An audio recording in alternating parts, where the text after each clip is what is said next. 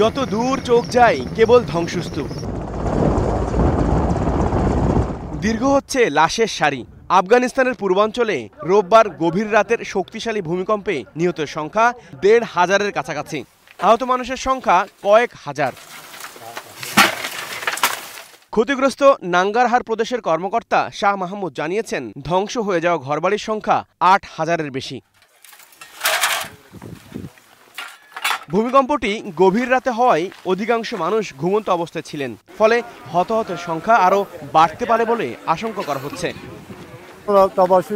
এই ভূমিকম্পে আমার পরিবারের মোট ২৫ জন সদস্য শহীদ হয়েছেন এবং তারা এখনো ধ্বংসস্তূপের নিচে। আমি আন্তর্জাতিক সম্প্রদায়ের কাছে সহায়তা প্রার্থনা করছি। আল্লাহ তাদের নিশ্চয়ই প্রতিদান দেবেন।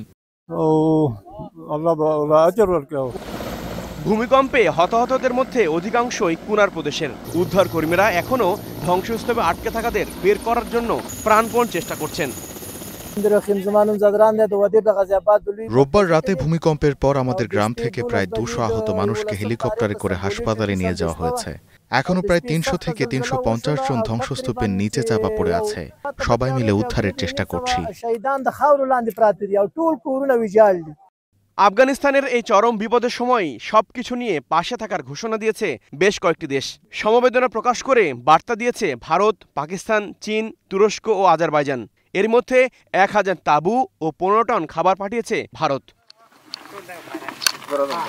২০২১ সালে তালেবান পুনরায় রাষ্ট্র ক্ষমতায় ফেরার পর ৪ বছরে এটি আফগানিস্তানের তৃতীয় ভয়াবহ ভূমিকম্প। এর আগে ২০২২ সালে আফগানিস্তানের পূর্বাঞ্চলে ৬.১ মাত্রার ভূমিকম্পে প্রায় ১,০০০ মানুষ প্রাণ হারিয়েছিলেন। HR Rafi, star news.